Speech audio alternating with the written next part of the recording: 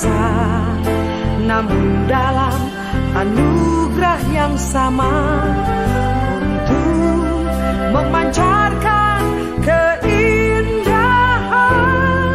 tubuh Kristus kepada dunia. Kau tempatkan kami berbeda sesuai talenta, namun dalam panggilan yang sama, untuk membagikan keselamatan kerajaan surga di tengah dunia. Biar kami mengasihi dalam satu hati, maka segala perkara dapat kami atasi. Biar kami melayani dalam satu tujuan, segala kemuliaan hanyalah bagimu Tuhan.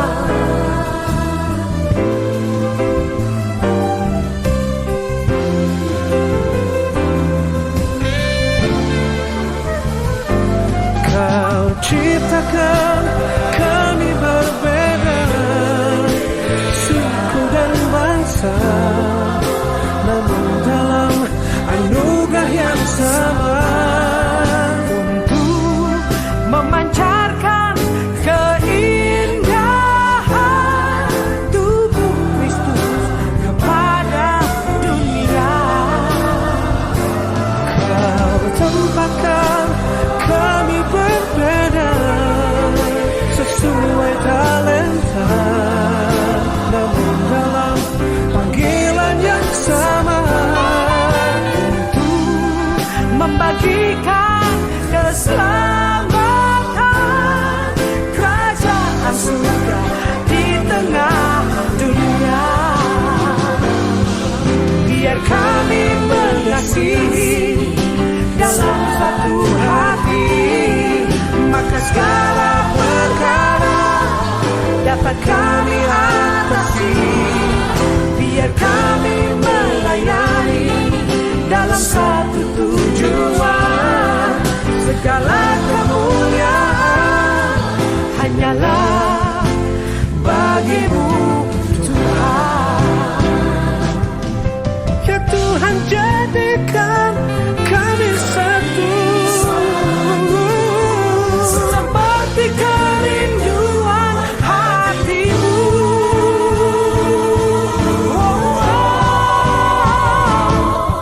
Biar kami mengasihi dalam satu hati, maka segala perkara dapat kami atasi.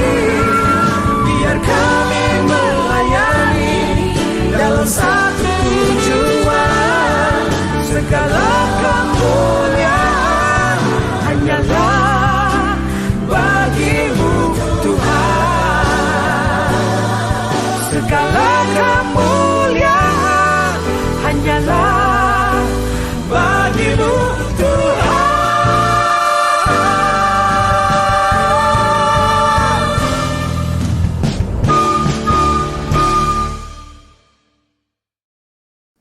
Puji Tuhan. Selamat pagi saudara-saudara.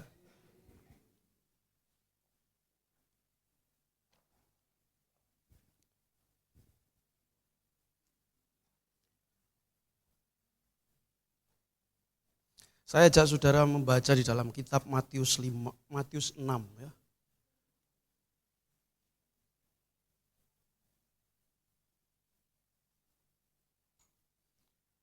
Kalau ada slide-nya bisa ditampilkan, Kak.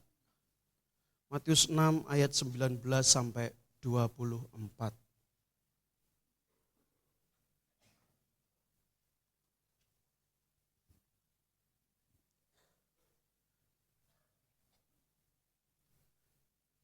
Saya ajak saudara membaca bergantian ya.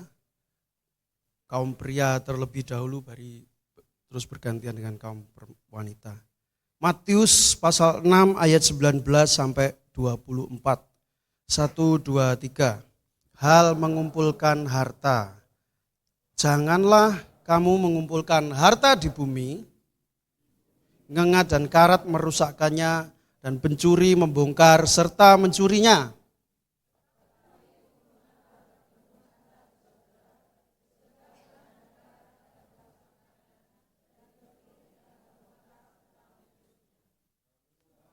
Di mana hartamu berada, di situ juga hatimu berada.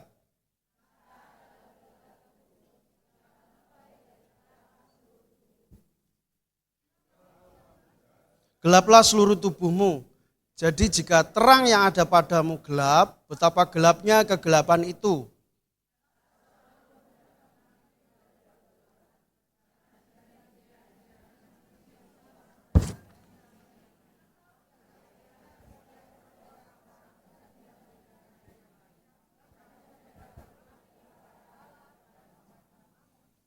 Puji Tuhan, saudara. Nah, saudara, saya nggak tahu kenapa Tuhan kok bawa saya merenungkan ayat ini sudah 1 bulan, saudara.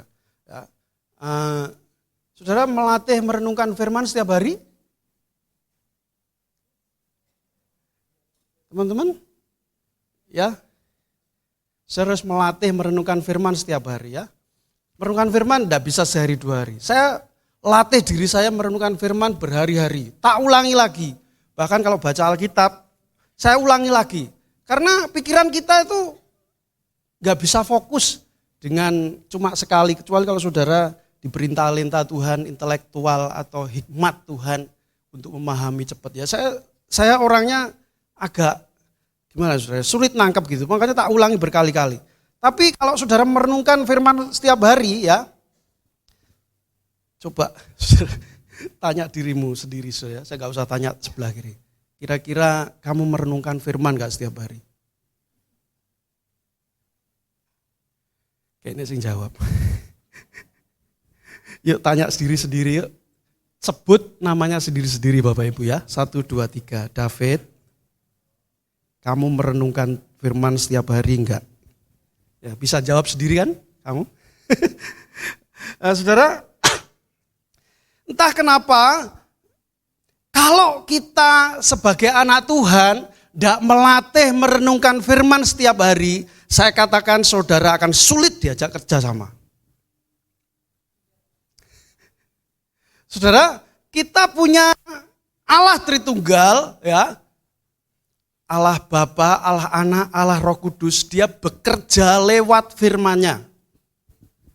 Ya, kalau kita nggak melatih merenungkan firman setiap hari, ya, saudara akan sulit berpartner, saudara. Sulit bekerja sama dengan Roh Kudus.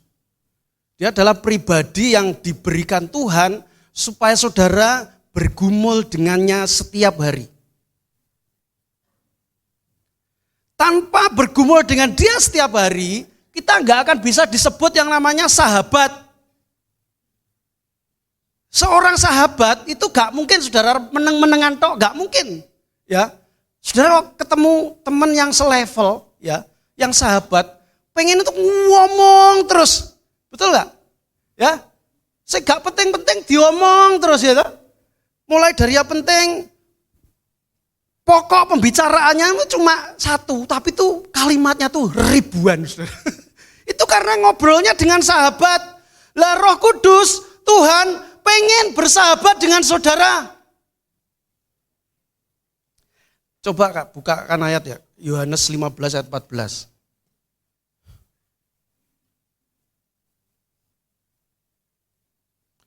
Yohanes 15 ayat 14. Kamu adalah sahabatku, jikalau kamu berbuat apa yang kuperintahkan kepadamu. Nah saudara, ada perintah, ada hati ke hati, ya supaya kita terhubung dan menjadi sahabat.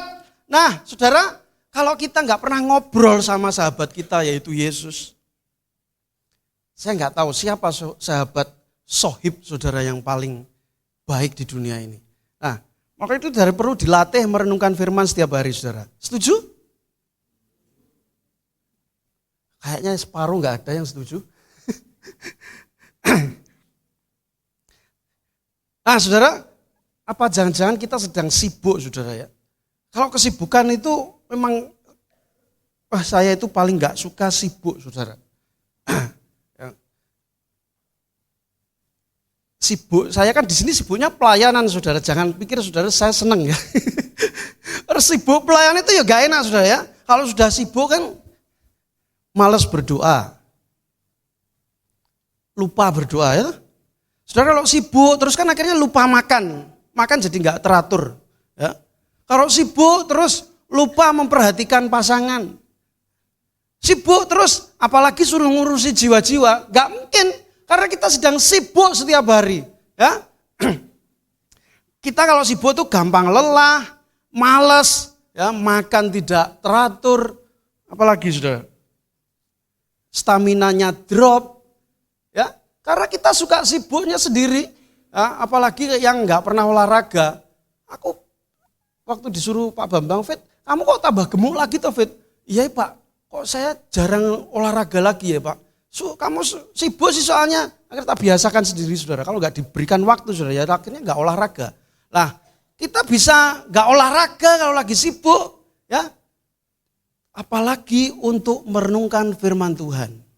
Saya rasa lupa saudara. Ya. Jadi coba bukakan Lukas 10 ayat 39. Mas. Lukas pasal 10 ayat 39. Nah, kalau saudara bisa menikmati firman yang renungan setiap hari, melatih untuk merenungkan firman. Lukas 10 ayat 39, saudara seperti Maria. Perempuan itu,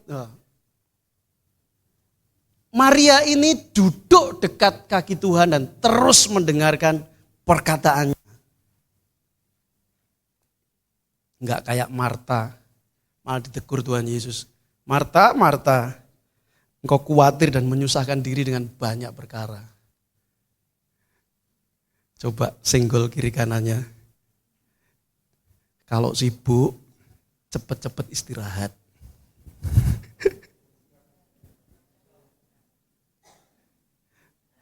Soalnya nggak kerasa loh, ya Bu, tiba-tiba kita loh umurku wes swidak. Tapi saudara nggak melatih merenungkan firman. Waduh saudara. Nah kembali ke Matius tadi saudara. Nah, saya merenungkan ayat ini, kenapa kok Tuhan bawa ke ayat ini. Tuhan ngomong sampaikan ayat ini. Saya bergumul saudara. Tuhan nek iso aja ngomong tentang harta sama Tuhan. Saya merasa enggak, apa ya, bahasanya kok Dedi kemarin itu personal branding. Saya rasanya enggak personal branding ngomongin harta. Ya, tapi itu kamu renungkan setiap hari loh. Oh Tuhan punya mau saudara ya. Setiap kita di gereja ini saudara, tahun ini saudara, saya bagi diri saya sendiri, saya nangkep apa yang maunya Tuhan buat diri saya sendiri. Saudara tangkap enggak maunya Tuhan buat diri saudara? Ya, saudara harus tanya Tuhan, tahun ini saudara harus buat apa? Saudara, tahun ini Tuhan tuh ajarkan saya tentang memuridkan saudara. Ya, kalau kemarin tentang penyembahan, ya, tentang tahun ini tentang memuridkan. Saya bertanya pada Tuhan, kalau memuridkan siapa yang saya muridkan? Dan saya harus dimuridkan siapa? Dan kita harus dimuridkan Yesus saudara. Kalau kita nggak dimuridkan Yesus, saudara akan dimuridkan oleh dunia ini. Ya, saudara akan dimuridkan dengan Facebook, saudara akan dimuridkan dengan TikTok. Ya.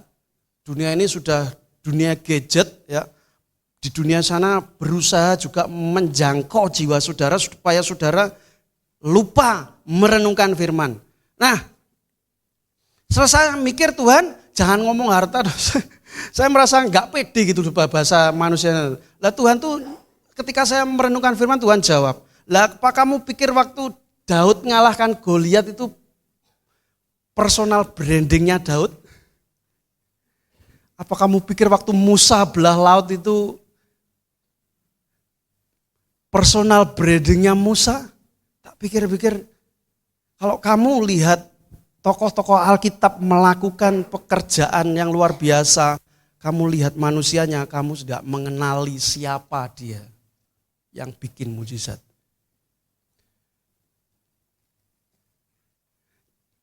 Kalau saudara mengenali Daud melawan Goliat, kan kita kalau sekolah minggu kan diajar, Daud luar biasa Daud ya, dia punya pengalaman mengalahkan Goliat.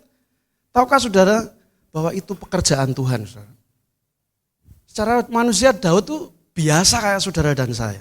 Dan Tuhan mau saya sampaikan ini, saya rasa Tuhan taruh di mulut saya sehingga saya nggak bisa tahan, saya harus sampaikan ke saudara ya. Nah saudara, coba kembali ke slide pertama mas. Slide selanjutnya, sorry.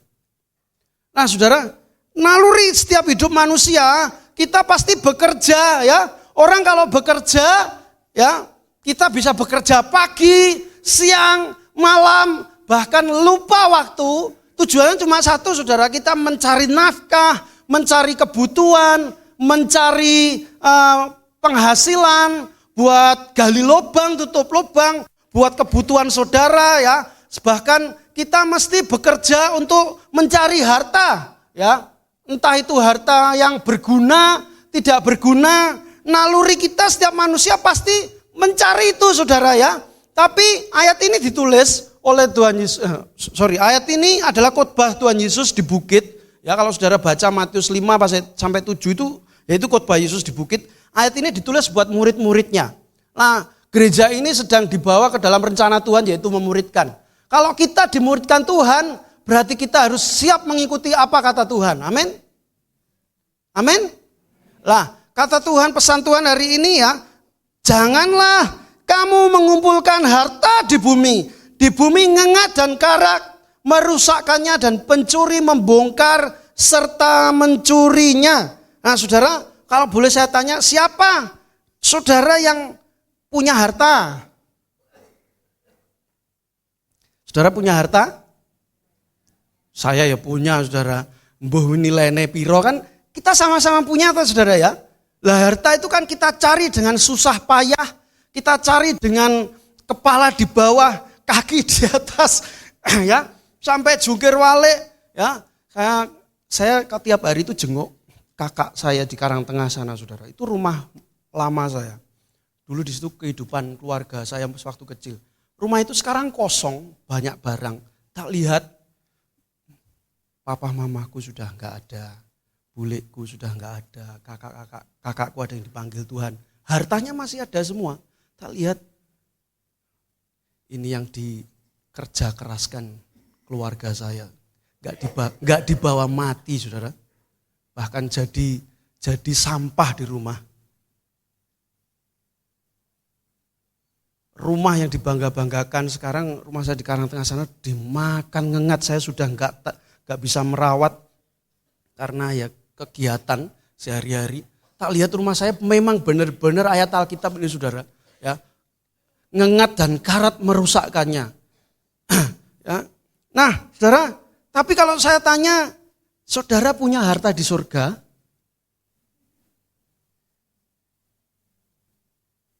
Gak ngerti Pak, gak ketok soalnya. Ya? Punya harta di surga? Punya Pak. Gak tanya. Ya, kenapa kok Tuhan selalu ingatkan ini? Berarti saya nggak tahu, mungkin dari kita saudara sedang fokus hanya ke harta saja ya. Ayat ini bisa menegur saya. Ya, bisa menegur saudara, bisa mengingatkan mungkin istri saya, ya. Kita lihat baju istri saya itu banyak. Mama kelambimu kok wakil, mama kayak no sopo, mama. Ya, ya.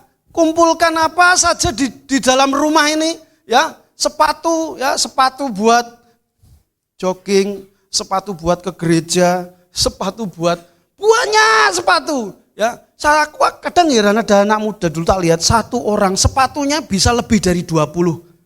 Satu rak sepatunya dia sendiri. Aku pikir uripmu putri mogur mikir sepatu tok ya.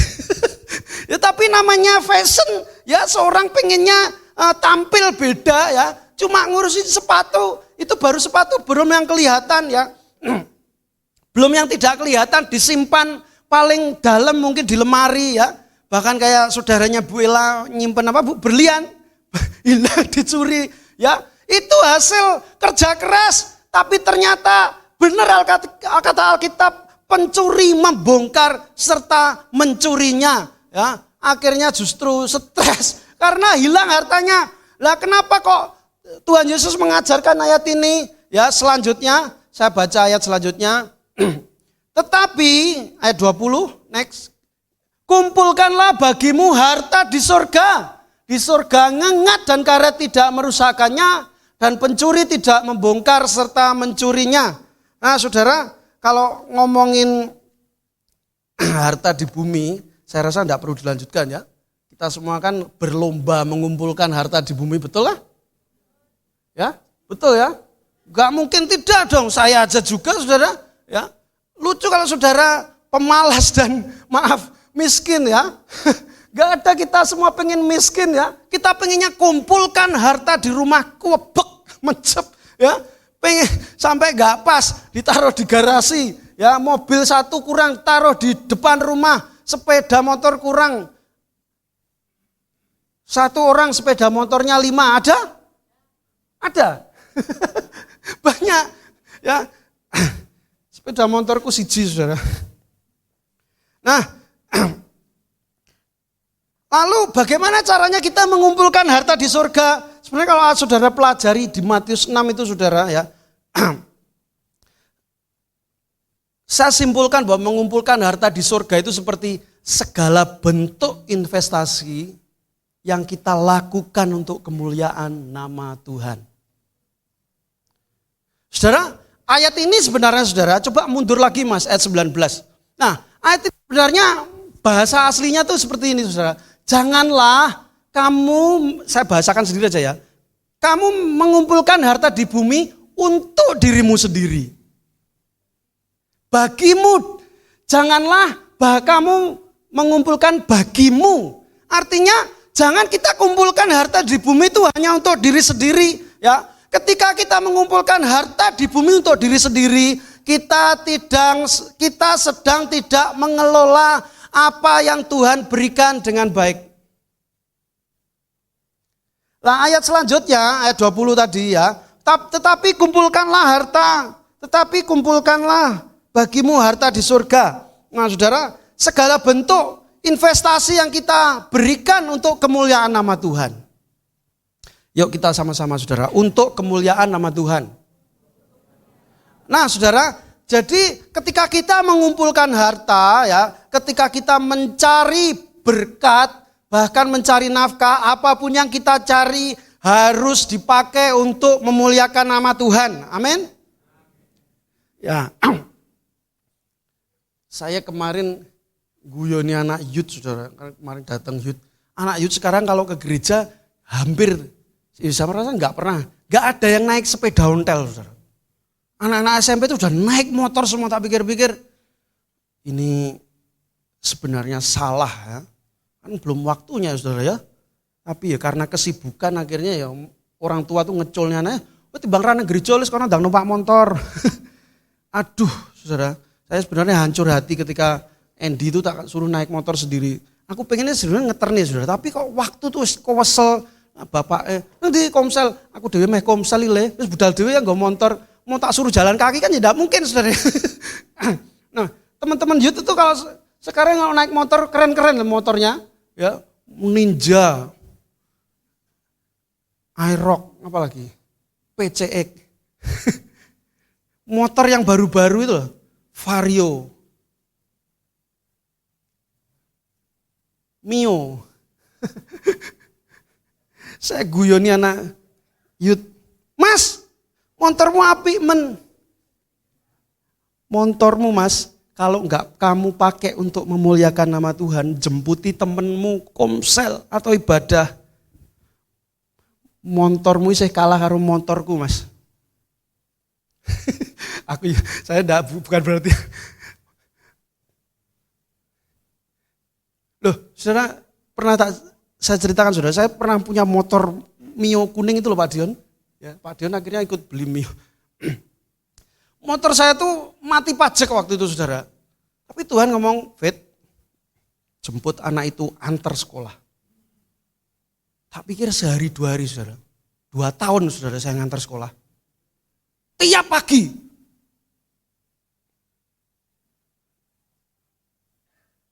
Saya mikir Tuhan, anakku loh Tuhan gak pernah tak terne. Antar dia sekolah. Oke lah Tuhan, saya nurut. Motornya mati pajak mas. Tuhan, jane motor sing gak mati pajak ya akeh loh Tuhan. Jangan suruh saya. Doa saya waktu itu, Tuhan tolong ganti motor saya supaya gak mati pajak. Karena waktu tak urus pajak nih lah kok biaya pajaknya sama motornya lebih mahal pajaknya. Enggak jadi tak urus saudara. Akhirnya saya antar anak itu 2 tahun saudara. Berangkat sekolah, pulang sekolah. Berangkat sekolah, pulang sekolah 2 tahun. Isi bensin sendiri, aku gak dibantu gereja loh saudara. Jangan pikir saudara kerja saya di gereja, saya di pelayanan ini. Enggak saudara, saya pakai keuangan sendiri. Ya belum kalau keperluan lain, saya jemput dia Komsel. Istri saya, wah anakmu dewe ora mbok terno anake wong mbok terne. Ini Tuhan gak sing ngongkon mah aku gak ngeterne. Beneran. Jadi kalau saudara punya kendaraan, pakai untuk memuliakan nama Tuhan. Amin. Coba lirik kiri kananmu, motormu apa mas?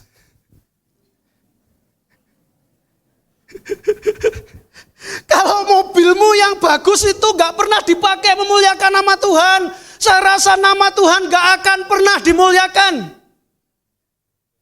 Kalau apapun yang saudara punyai, entah itu kendaraan, entah itu keuangan, entah itu rumah, entah itu jabatan, entah itu tenaga, pikiran. Kalau enggak kita pakai untuk memuliakan nama Tuhan, dunia tidak akan pernah lihat Yesus dalam hidup saudara.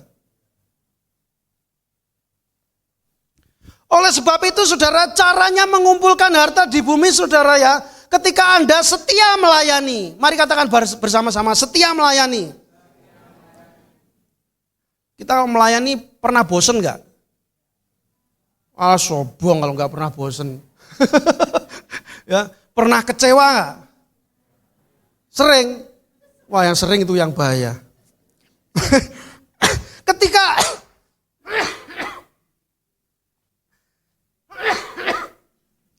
saya sudah batuk kejan saudara, sebulan gak sembuh-sembuh. Obat dari 2 dokter habis gak sembuh. Rasanya saya harus datang ke dokter, segala dokter. Tak nikmati saudara batuknya. Disuruh dokter, mas jangan makan gorengan ya. 1 minggu saya gak makan gorengan ibu. Ya tetap batuk, tak langgar bu, maaf. Dosa kamu mas. Wangel. Pengen gak ngambil gorengan itu, apalagi nek baru mentas dari wajan itu kok Geri. Pengennya tuh, wah pisang goreng. Kok mas bahas gorengan? Ya, sudah. Ketika saudara setia melayani ya, ketika saudara setia memberitakan Injil, ya Bu David, ya, saudara sedang mengumpulkan harta di sorga. Ketika saudara mau melakukan kehendak Tuhan, ya, ketika saudara baik kepada seorang yang gak baik sama kamu, ya, atau mungkin saudara memuridkan dengan setia, saudara sedang mengumpulkan harta di surga. Kalau saudara memberi sedekah, ya, saya bersyukur jemaat kita ini sebenarnya sudah banyak yang peduli dengan memberi saudara. Ya. Kalau saudara dipakai Tuhan untuk terus memberi, jangan berhenti saudara. Lakukan terus. Saudara tidak akan pernah mengerti yang namanya dalamnya kasih kalau saudara tidak pernah memberi. Jadi saudara merasa gak pernah ditresnani saudara. Sebenarnya saudara tidak pernah memberi. Kok aku dibedakno ya karo kae? Kok aku dibedakno karo kae? Kok sing itu lebih diperhatikan ya? Ya karena saudara tidak pernah memberi saudara. Kan memberi tidak harus uang saudara ya. Tidak harus harta, kan bisa apapun bentuk perhatian yang baik itu bisa dikatakan memberi. Tapi kalau saudara memberi dengan tulus, saudara akan mengerti betapa kasih itu mudah tersampaikan saudara. Aku ngomong sama istriku, "Mah, I love you, Mah." Ngomong apa? Sekarang dia gak nerima sesuatu, saudara. Ya, coba kalau, "Mah, I love you, Mah."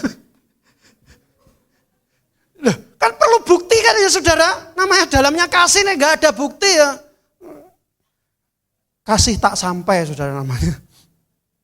Nah saudara, makanya kita harus belajar mengumpulkan harta di bumi ya. Kalau di Matius 6 itu di ayat yang pertama diajarkan Tuhan Yesus tentang memberi sedekah. Saudara, namanya sedekah itu gak perlu banyak. Saudara bisa sisihkan berapa persen, mungkin hanya 1, 2, 3%, bahkan 10%, bahkan lebih banyak untuk memberi, apalagi untuk pelayanan. Itu adalah salah satu contoh mengumpulkan harta di surga. Ya. Terus di ayat selanjutnya tentang berdoa. Ya, kan di pasal 6 itu kalau saudara baca ya, tentang, lebih baik kita baca aja saudara, supaya kita ngeh ya. Matius pasal 6 ayat 4. Saya bacakan. "Hendaklah sedekahmu itu diberikan dengan tersembunyi, maka Bapamu yang melihat yang tersembunyi akan membalasnya kepadamu." Loh, ini pekerjaan Tuhan saudara. Membalas apa yang saudara lakukan. Ya. Terus di ayat lagi, ini tentang hal berdoa. Jadi mengumpulkan harta di surga gak cuma tentang memberi sedekah saudara, tentang berdoa juga. Kalau saudara baca ayat 15.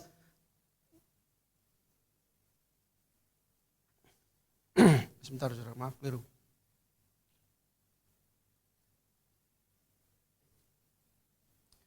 Ayat 6. Matius 6 ayat 6. "Tetapi jika engkau berdoa, masuklah ke dalam kamarmu, tutuplah pintu dan berdoalah kepada Bapamu yang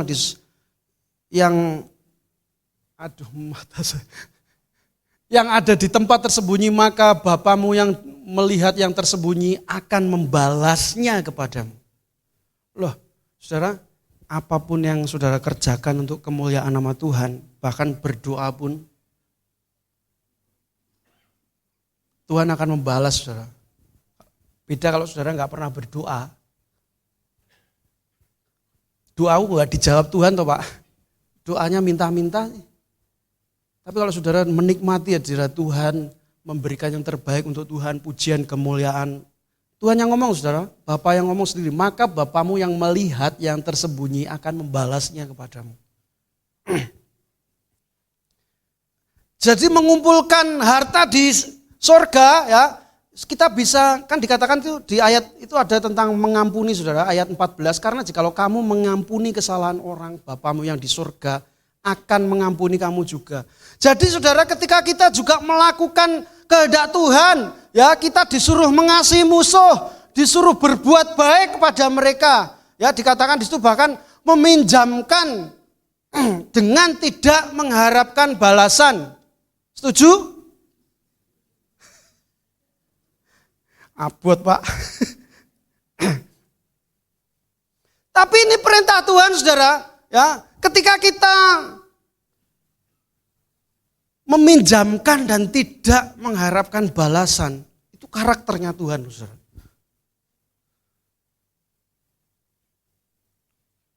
Tapi jangan ini buat seperti patokan saudara ya. Terus saudara hutang gak bayar, terus ini pakai ayat ya sama saja.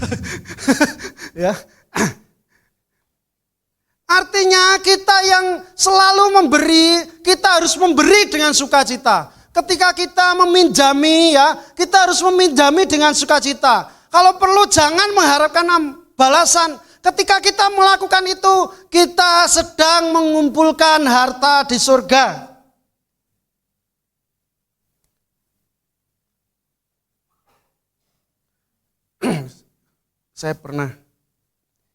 Ibu saya pernah punya hutang, saudara.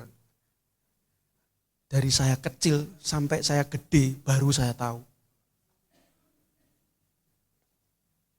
Saya pikir, Bu, sing minjemi uang itu siapa?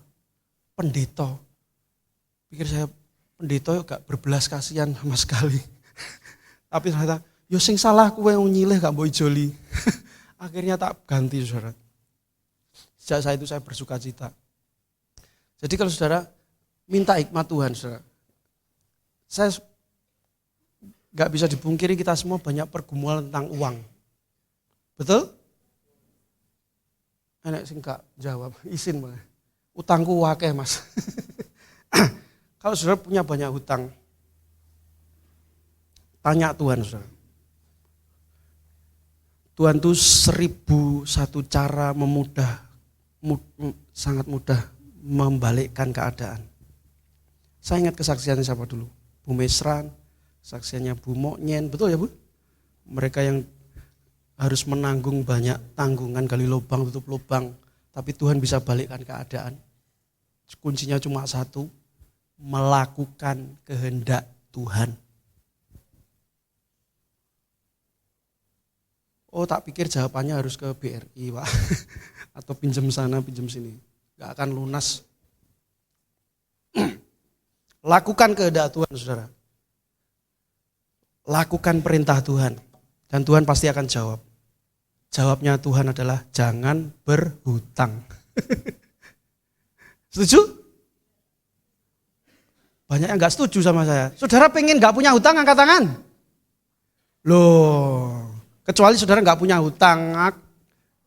Aku ya punya hutang loh. Saudara gak pengen toh? Gak pengen ya? Kalau gak pengen punya hutang ya jangan berhutang. Gak ada persyaratan yang lain saudara. Tuhan Yesus mengasihi saudara. Nah saudara, coba kita buka Markus 9 ayat 41 Mas.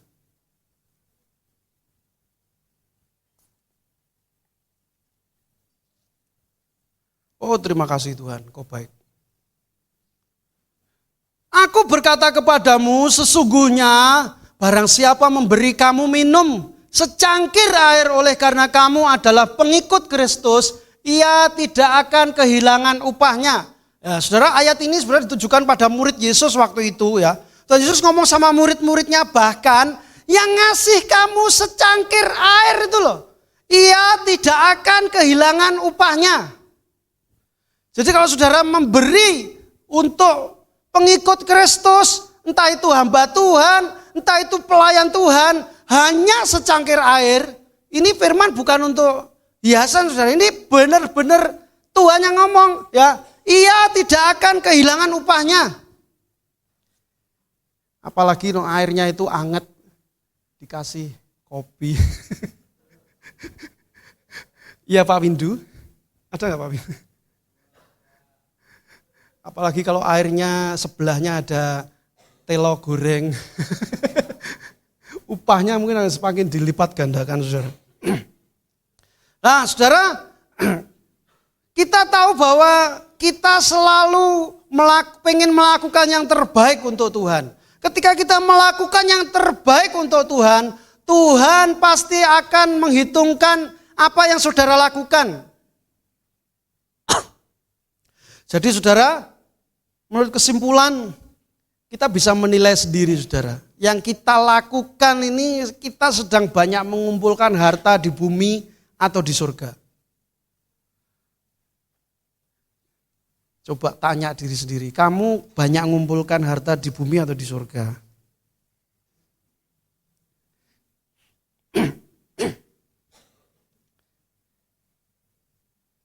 Ayat selanjutnya Mas, slide selanjutnya. Slide 6 kayaknya. Next.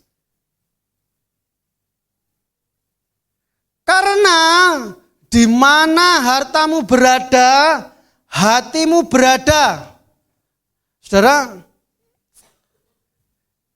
hati kita, Alkitab ngomong, ada di harta kita, saudara. Tidak bisa ditolak. Ya. Seberapa banyak harta kita, ya, mungkin uang kita, atau mungkin emas, deposito, apalagi baju dari mulai yang berharga, sangat berharga dan begitu berharga, bahkan yang tidak berharga, harta, hati kita ada di sana.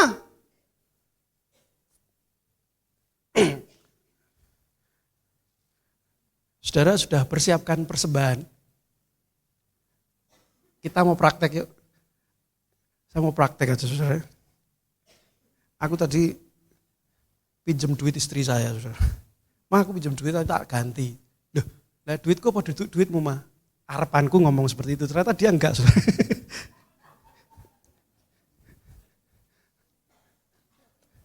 Mah aku pinjam 100 mah. Saudara, saya gereja tuh bukan enggak mau memberi saudara. Saya tuh enggak seneng bawa dompet saudara. Jadi saya jarang bawa uang. Saya ini soalnya supporternya Persebaya saudara saya. Bondo nekat, bonek. Mah aku pinjam duitnya 100.000 mah. Ya apa? Ya enggak tahu Tuhan suruh ya buat praktek, tak praktek nih. Wah, jonjalu ijol mah Tuhan yang minta. Di mana hartamu berada? Lanjutkan saudara.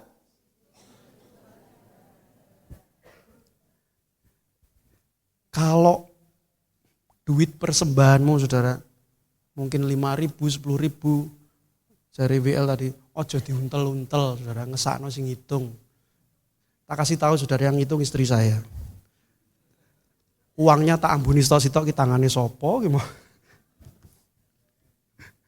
Malah ada yang uang palsu saudara. Uang mainan. Ya enggak tahu. Semoga Tuhan mengampuni. Di mana hartamu berada?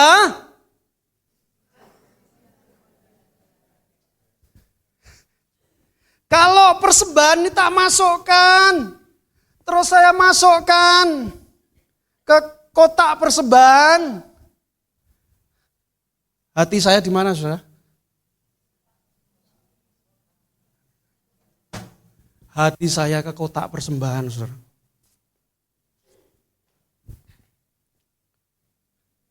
Lah nang dompet masalahnya duit piro mbak?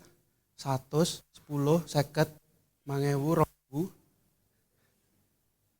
Kira-kira yang diambil yang mana?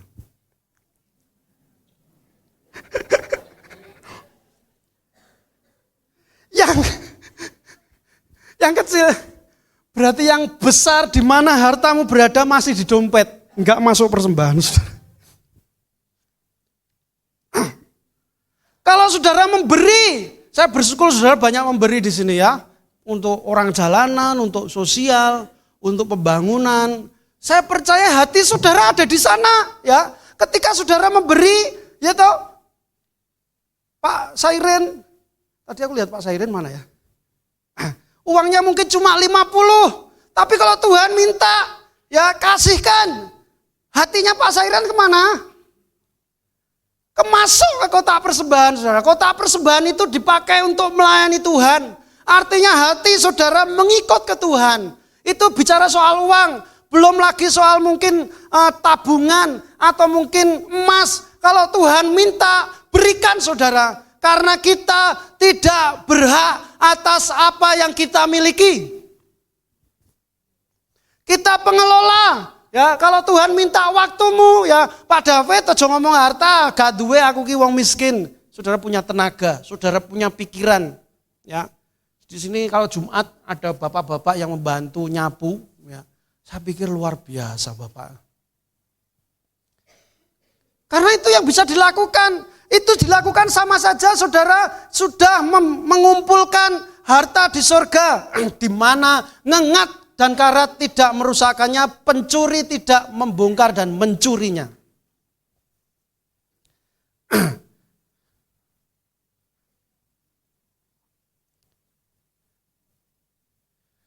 Dan kita gak bisa ngelak saudara bahwa Alkitab mengatakan memang benar hati kita itu ada di harta kita saudara. Nah kalau pengen saudara dimiliki, berikan saudara.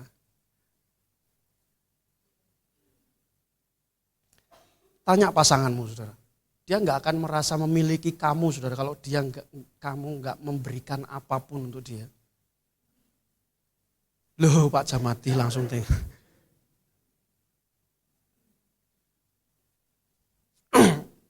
Ayat selanjutnya mas.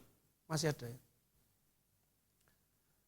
Mata adalah pelita tubuh. Jika matamu baik, teranglah seluruh tubuhmu. Jika matamu jahat, gelaplah seluruh tubuhmu. Jadi jika terang yang ada padamu gelap, betapa gelapnya kegelapan itu saudara. Ayat ini saudara mengajarkan tentang bagaimana kehidupan kita mengumpulkan harta selalu dimulai dengan yang namanya keinginan mata. Betul? Tidak mungkin saudara kalau nggak melihat saudara terus namanya pengen, sudah diceritani, oh ngono lho apik, wis tau rasakno. Aku gak iso pernah ngrasakne, tapi bareng saudara lihat, iya ya, ngeri ya, aku ya pengen lah. Itu karena kita melihat saudara. Nah, kenapa kita harus melatih yang namanya penguasaan diri dengan mata ini saudara? Di Alkitab dikatakan bahwa mata itu pintu gerbangnya dosa saudara. Ya. Karena kalau kita nggak menjaga mata kita ini saudara, ya, ayat firman Tuhan mengatakan jika matamu jahat, gelaplah seluruh tubuhmu. Saudara, kalau saudara melihat sesuatu dan pengen ya, coba sebelum pengen saudara, lihat dengan cara Tuhan melihat. Cara pandangnya Tuhan itu beda saudara. Kalau saudara pengen sesuatu ya, saya rasa sekarang namanya baik pria wanita itu punya nafsu sama-sama punya kok ya. Tidak mungkin cuma pria atau wanita ya toh. Kalau belanja itu saudara ke mall atau ke pasar atau kemana itu pengennya kan. Saya pun juga saudara. Kalau istri saya ngajak ke mall gitu, aku jadi pengen tak tuku kabeh mah. Ya nek perlu duit entek gitu loh. Puaskan, memuaskan daging seperti itu saudara namanya. Lah saudara kenapa kok seperti itu? Karena ya memang hidup di dunia ini saudara kita itu syarat dengan keinginan mata, keinginan daging, keangkuhan hidup. Som kemarin ya. Nah saudara, bahkan kalau kita nuruti nafsu saudara, akhirnya kadang tak pikir saudara, kalau saudara sedang mengumpulkan harta, kira-kira prioritas apa yang saudara pikirkan? Seumpama butuh kendaraan, oh ini sudah saatnya aku ganti motor atau ganti mobil. Prioritasnya apa saudara? Mungkin kebutuhan ya. Tapi banyak loh yang kita lakukan prioritasnya bukan kebutuhan, cuma keinginan. Itu banyak dan itu pasti berperang dengan isi batin kita saudara. Nah, saya ingat dulu siapa ya ke saya, Bu Ima. Waktu mau beli mobil, Bu Ima enggak ada ya. Oh nanti sore dia. Dia pengen beli mobil supaya mobilnya bisa dipakai untuk komsel. Wah, aku pikir luar biasa Mbak. Itu salah satu angan-angan di mana kamu enggak mikir untuk kebutuhan sendiri. Ya. Kalau saudara memikirkan sampai ke komsel, bahkan sampai untuk pelayanan, saudara sedang mengumpulkan harta di surga. Pelayanan ini tidak jalan saudara kalau nggak ada respon baik dari saudara dan saya. Tuhan bisa sih membalikkan keadaan, mau jalankan pelayanan ini, tapi tanpa hati yang terbuka supaya kita banyak melakukan untuk pelayanan, ya saudara yang akan dituntut sama Tuhan. Harta saudara yang saudara punya akan dituntut sama Tuhan nanti suatu saat. Ya. Entah itu berapapun nilainya, ya, Tuhan akan tanya dan Tuhan akan minta pertanggungan jawab seperti talenta yang Tuhan beri. Ya, entah itu 10, entah itu 5, entah itu 4, 2, 3, 1. Ya, semua yang Tuhan beri, Tuhan akan minta pertanggungan jawab saudara. Apalagi dengan harta kita. Ya, sekecil apapun Tuhan akan minta pertanggungan jawab. Jadi pakai harta kita untuk memuliakan nama Tuhan. Nah, saudara, kita harus ngerti bahwa tanpa kita pakai untuk memuliakan nama Tuhan, kehidupan kita akan mudah terseret sama kepentingan diri sendiri. Ya. Jadi kalau tahun ini saudara lewati, saudara harus lewati bersama Tuhan. Ya. Kalau saudara sampai nggak pakai harta kita untuk memuliakan nama Tuhan, tujuan hidup saudara akan dibawa ke tujuan dunia ini. Tapi kalau saudara pakai untuk memuliakan nama Tuhan, Tuhan akan perhitungkan. Dan Tuhan akan, Bapa yang di surga akan membalasnya saudara. Nah saudara, saya diingatkan Tuhan kenapa sih harus bahas harta? Karena itu adalah salah satu syarat kamu menjadi murid Yesus. Dan gereja ini sedang dibawa rencana Tuhan untuk kita saling memuridkan, saudara. Dan Tuhan akan uji. Saudara. Kalau namanya diuji, senang nggak? Mestinya nggak senang, saudara. Kecuali kalau saudara memang sudah tahu, lihat dengan mata iman. Ketika kita diuji, saudara akan lihat saudara sedang dimurnikan. Amin. Tidak ada emas murni itu murah, nggak ada, saudara. Saudara sedang dijadikan barang yang mulia. Barang yang mulia tidak bisa jadi mulia kalau tidak diuji. Saudara pengen kumpulkan harta di surga? Salaman kiri kanannya, mari berlomba.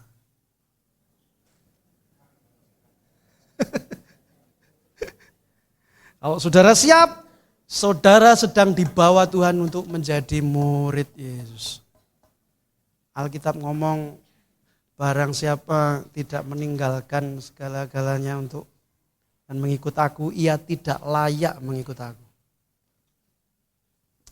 Nah saudara, bahkan di Amsal 11, pada hari kemurkaan, harta tidak berguna. Tetapi kebenaran melepaskan dari maut. Loh Pak, lah terus piye Pak? Masa enggak boleh mengumpulkan harta? Boleh saudara, kumpulkan sebanyak-banyaknya saudara. Tapi jangan dipakai sendiri. Setuju? Ya. Enggak boleh Pak cari uang, boleh cari uang sebanyak-banyaknya. Saudara kalau saya enggak dipanggil Tuhan untuk melayani, aku boleh duit sakit-sakit saudara. Cuma jangan lupa firman Tuhan, ya? Jangan dipakai sendiri. Saudara saya itu kan melatih, sering saya ceritakan saudara ya, kan istri saya, Pak ini Januari biasanya gue memberi, ya wis mbok siap nih sudah, ya puji Tuhan, yuk kita latih memberi mah, supaya kita enggak tamak dengan apa yang kita punya. Setiap Januari saudara. Saya lakukan waktu saya baru bekerja di Pak Denny tidak ada ya. Baru pertama kerja di tokonya Pak Denny dulu. Tak berikan 100%. Baru ya aku delongap. Ya karena diuji itu seperti itu saudara. Gak ada orang memberi ya sukacita, tapi tak di dalam roh ini saudara kerasanya. Bingungnya ya bingung manusiawi, saya bingung mesti ya. Nah terus mah Tuhan aku mau nikah. Oh, bojoku kaget kayak aku memberi 100%. Ya kamu ngomong saja. Ya wis sesuai kesepakatan aja. Nah, itu Januari sudah. Lah Februari saya ngomong istri saya, "Mah, Tuhan minta lagi tuh, Mah, supaya kita memberi." Loh, lah iki kan wis ngekei. Kemarin kan kita sudah memberi. Ya sudah, Mah. Dia akhirnya puji Tuhan nurut suaminya. Saya dikasih. Itu gue apa toh? Ya pokoknya ada buat pekerjaan Tuhan. Tak kasih. Beberapa hari kemudian dia tanya, "Loh Pak, kamu kok minta segitu? Emang butuhnya berapa?" Iki duduk kowe masing takok. Butuhnya segini. Lah kenapa kamu kok minta separuh? Ya itu karena ketegaran hatimu, aku kalau musai nawar ke Tuhan. Kurajar gue, tak kasihkan semua. Mbok yo ngono ketawa lah. Jangan ditirukan saudara ya. Saudara bersahabat dengan Tuhan itu kayak Musa gitu ya, berani nawar gitu. Akhirnya saya beri dengan kesepakatan di mana dengan pasangan Tuhan minta, ya udah kasih. Tuhan ajarkan supaya mengumpulkan harta di surga, di mana ngengat dan karat tidak merusak dan pencuri tidak mencurinya. Dan saya percaya Tuhan sedang ketuk hati saudara yang paling dalam hari ini. Karena kita gak ngerti. Ya toh? Berapa harta kita di surga. Bisa saja loh saudara, harta saya di surga lebih banyak dari Pak Timur. Atau mungkin yang duduk di belakang saya. Nah, bisa saja, belum tentu saya yang pelayanan di sini harta saya di surga terkumpul banyak. Saudara kalau mungkin saudara melakukan, bahkan banyak orang tidak tahu, kumpulkan saudara, berikan. Harta saudara lebih banyak di surga. Saya ingat waktu Bu Warno meninggal, saya itu tidur di atas, jadi Bu Warno tidur di ranjang sakit itu saya di bawah. Saya itu melihat rumah berlian yang jadi. Tuhan itu rumahnya siapa? Itu rumahnya ibumu. Aku kok pengen Tuhan rumah seperti itu. Iya tapi aja saiki gue. Saya lihat rumah itu berlian, bagus banget saudara.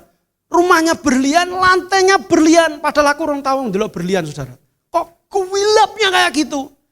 Itu rumah yang aku berikan buat orang yang setia melayani. Aku yo pengen Tuhan suatu saat.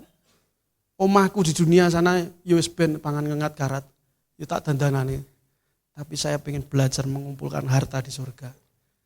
Dan saudara Tuhan sedang berbicara pada saudara. Setiap hati di tempat ini. Mari tundukkan kepala saudara.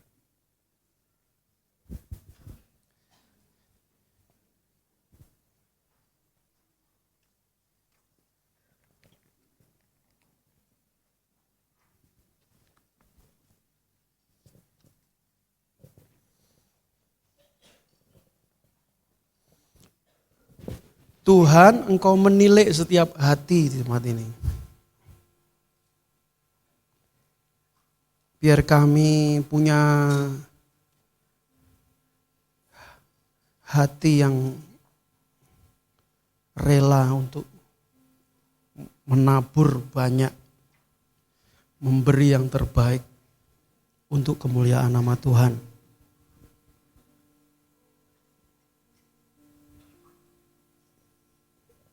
Tuhan sedang minta sesuatu dalam hidupmu, saudara. Jangan tawar, saudara. Berikan pada Tuhan. Mungkin Tuhan sedang minta keuanganmu. Tuhan sedang minta emas yang kau simpan. Tuhan sedang minta tabungan yang saudara kumpulkan. Atau Tuhan sedang minta waktumu, tenagamu, pikiranmu untuk menjangkau banyak jiwa, menjangkau mereka yang terhilang, mereka yang tersesat. Dan Tuhan sedang berkata pada seorang di tempat ini, aku mau pakai engkau,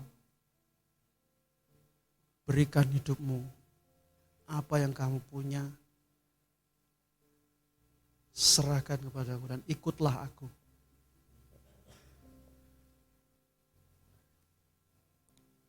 Terpujilah namamu Tuhan. Ajar kami Tuhan menghitung hari-hari agar kami beroleh hati bijaksana.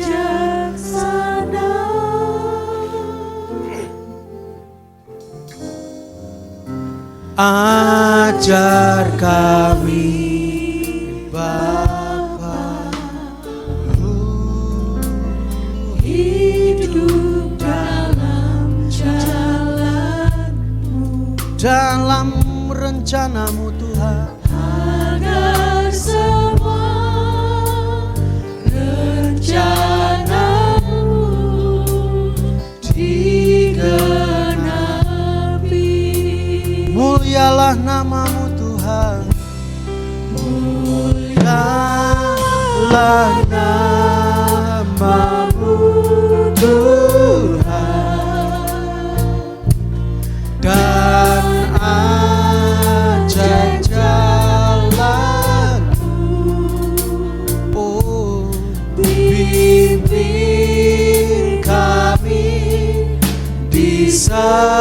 Setiap waktu sungguh besar setiamu Tuhan, setiamu Tuhan. Akulah karyamu, Yesus kami, bersyukur padamu. Mari Roh Kudus, berbicaralah lebih lagi. Kami Tuhan menghitung hari-hari kami,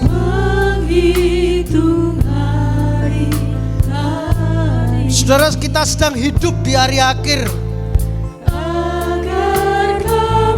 Amsal mengatakan pada hari kemurkaan harta tidak berguna, tapi kebenaran akan menyelamatkan setiap orang. Ajar kami Bapa hidup dalam jalan ya Tuhan, agar semua rencanamu digenapi. Mulialah namamu Tuhan, oh mulialah namamu Tuhan. Biarlah dia dimuliakan dengan apa yang kita punya. Biar namanya dimuliakan dengan apa yang kita beri. Di setiap waktu sungguh besar setiamu Tuhan, ya Tuhan.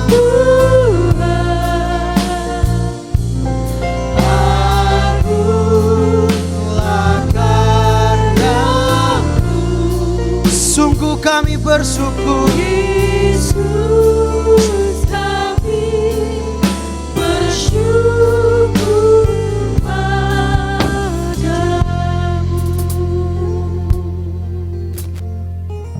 Terima kasih Tuhan buat kebenaran firman-Mu.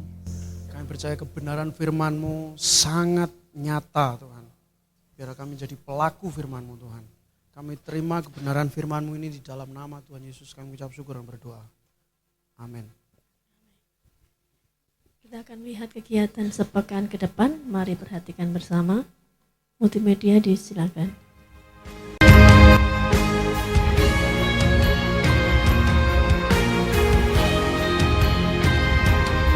Shalom Jemaat GOPL Sade yang dikasihi Tuhan.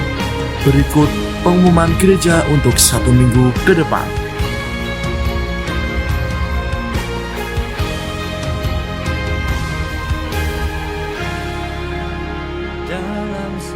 Komsel adalah wadah untuk mengalami pertumbuhan rohani bagi jemaat Tuhan.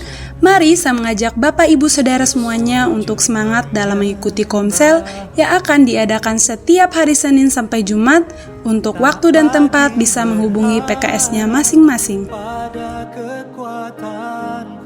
Mari kita awali sepanjang hari dengan mengikuti doa pagi setiap hari Selasa dan Rabu pukul 5 pagi di meeting room gereja.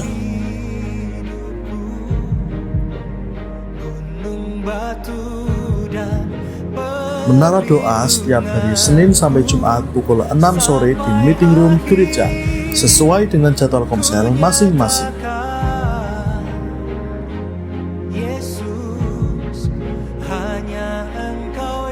Som 1, 2, dan Som 5 diadakan setiap hari Jumat pukul 6 sore di gereja. Dan Som 2 Geneng bertempat di rumah Ibu Erna.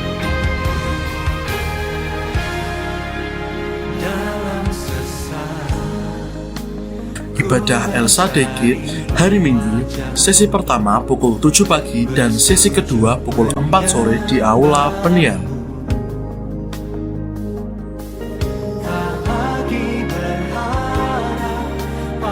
Mari kaum muda dan remaja rasakan hadirat Tuhan dalam ibadah Elsa Degit setiap hari Sabtu pukul 6:30 malam di Aula Peniel.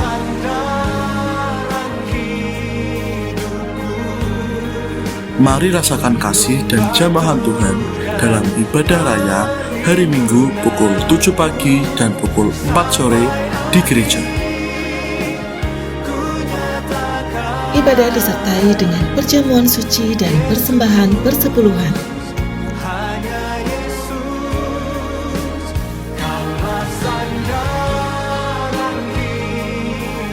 Kegiatan donor darah diadakan minggu depan setelah ibadah sesi 1.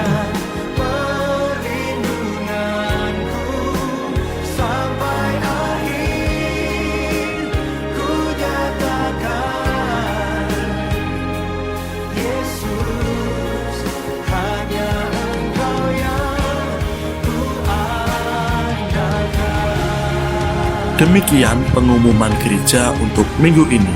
Selamat hari Minggu, Tuhan Yesus memberkati. Oke. Jadi pagi hari ini Pak Bambang harus ke Trenggalek karena Gembala Trenggalek kemarin sore meninggal dan itu adalah Bapak Rohani ya. Jadi Pak Bambang harus melayani ibadah pemakaman nanti jam 10. Bapak Pendeta Ayub dari KUPDI Trenggalek. Nah itu sebagai Bapak Rohaninya Pak Bambang. Jadi Pak Bambang tadi berangkat untuk melayat. Saudara, dari firman Tuhan ini tadi Tuhan tuh nyentil hati saya. Kenapa sih kok tiba-tiba Tuhan ngomong soal harta dan mata ini? Tuhan bilang waktunya udah singkat. Kita harus berinvestasi dalam kekekalan. Waktunya udah singkat saudara. Nanti jangan saudara masuk surga shock. Terus protes sama Tuhan, lah aku kok gak duwe apa-apa ning kene. Ya, padahal kita enggak pernah investasi. Tenagamu, waktumu, semua yang sudah Tuhan percayakan kepada kita, talenta, mari kita gunakan untuk kemuliaan nama Tuhan. Rumahmu, apa saja saudaraku. Semua yang ada pada kita, bahkan saudara, kadang sepatu, sendal kita itu sangat berguna untuk orang lain, untuk teman kita.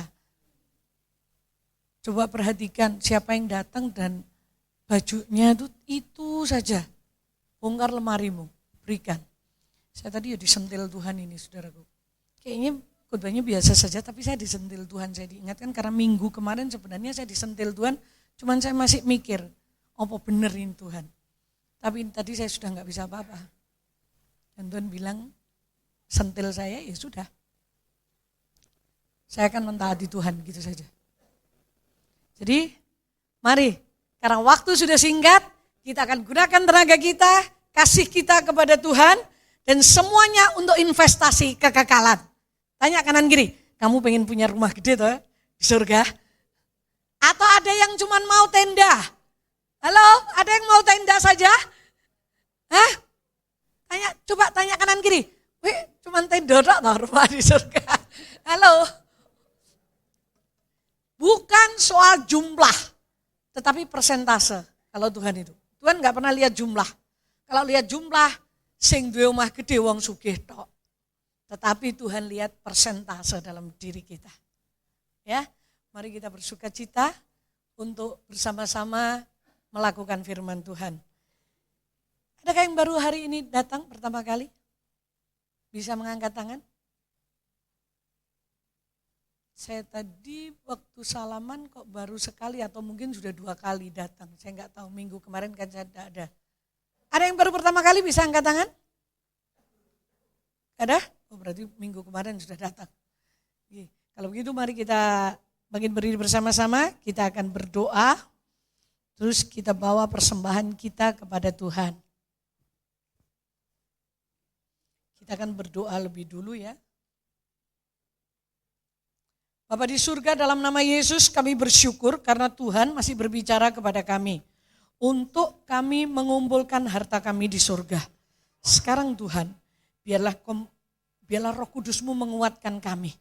Supaya mata kami fokus kepada tujuan ilahi.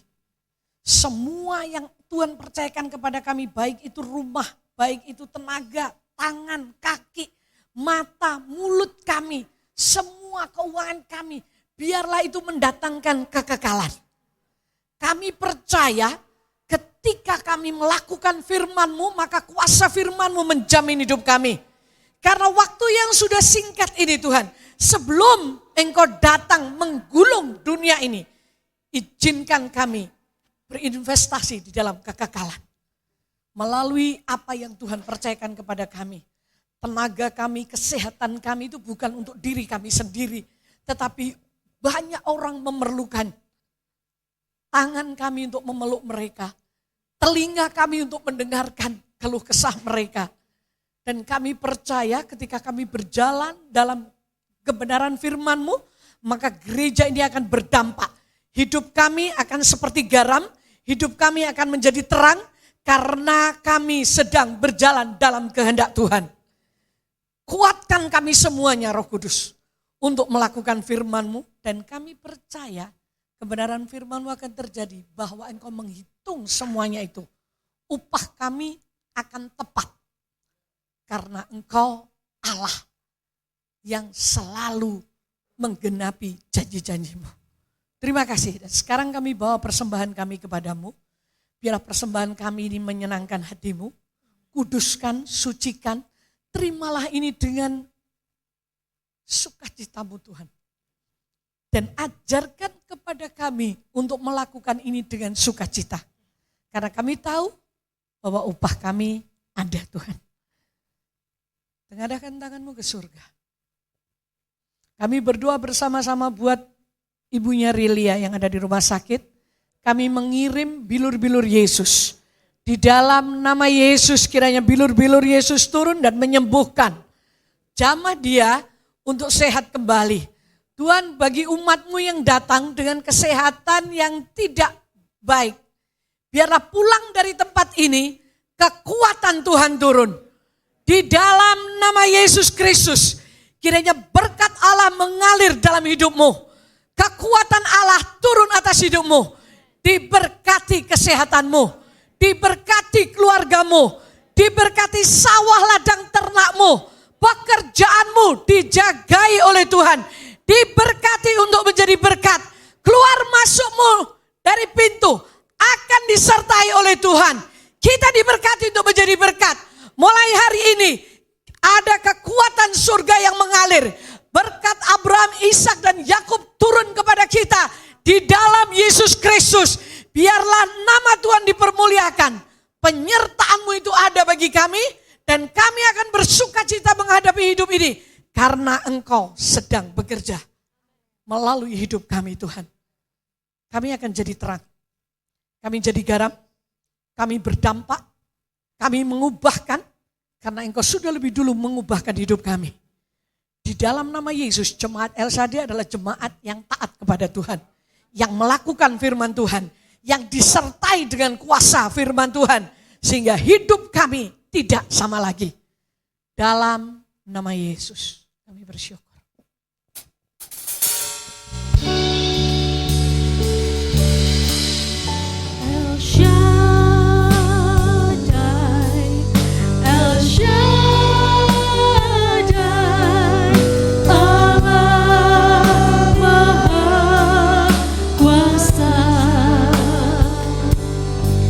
Dia besar, Dia besar.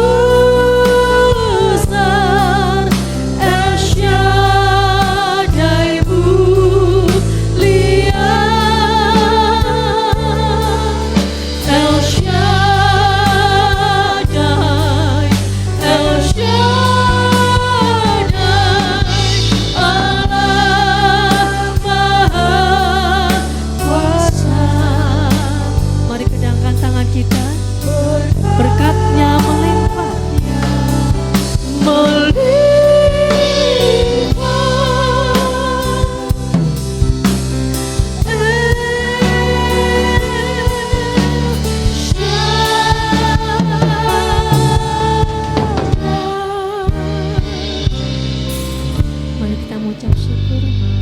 Bapa, kami bersyukur buat ibadah kami pagi ini. Menikmati-Mu, memuji-Mu, menyembah-Mu, dan mendengarkan firman-Mu. Terima kasih Tuhan. Berkat-Mu bagi kami berlimpah. Dalam nama Tuhan Yesus, kami bersyukur. Amin. Selamat pulang, Tuhan Yesus memberkati.